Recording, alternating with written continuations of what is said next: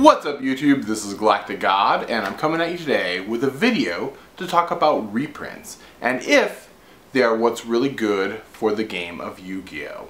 Now with all the hype surrounding the new Yu-Gi-Oh! Mega Tins that are about to come out and the announcement of all the really great reprints that are going to be available for us in these tins, it got me thinking about a friend of mine that left Yu-Gi-Oh! A little while back. And when I asked him why he was ultimately leaving the game, he said in one single word, the reason why he can't play Yu-Gi-Oh! Any longer is because of reprints. Now this friend was never really the kind of person that would go out and buy packs to get cards or anything like that. If there was a deck that he wanted to play or a certain card that he needed for his extra deck or whatever the case may be, some new kind of staple card that came out that everybody needed to have, like Pot of Duality or Solemn Warning, when they came out he just went out and bought the cards. But the thing that he said he got tired of most in Yu-Gi-Oh! Was that he would go and invest in these high dollar cards. There would come a time where maybe he wanted to get rid of some of the staple-like cards, or he wanted to move on to a different deck that didn't require some of the cards that he invested in, and he would look to resell those and invest in new cards in Yu-Gi-Oh!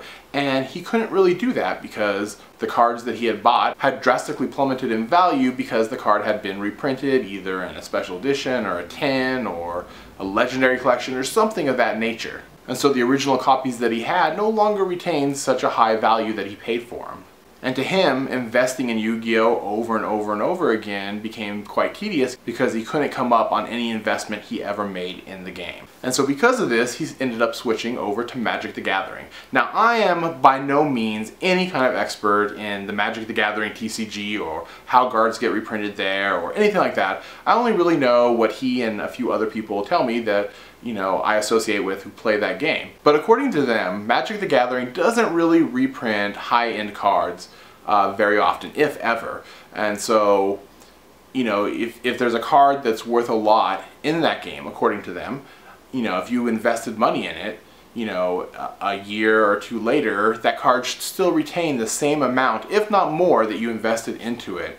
Now I know that kind of depends on what kind of format or whatever you're playing in Magic the Gathering, but I don't want to really get into that because I'm not so much an expert in Magic the Gathering. But what I want to do is kind of use his example to help illustrate the question, do you think reprints in Yu-Gi-Oh! Are healthy and good for the game? Now I know the general argument, and it's one that I kind of agree with, is that reprints allow people to play just about any kind of deck they want without having to spend a fortune, especially if you're a player on a budget or you just don't want to invest a huge amount of money into the game. But on the flip side of that, how do you feel when you either go out and trade or purchase cards like number 101 or Eschaton Knight, which are more or less staples for any kind of rank 4 deck, and then you find out that those cards are getting reprinted?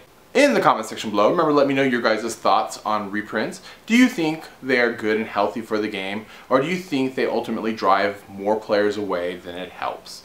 And I guess that's it for now. This is GalacticGod, out.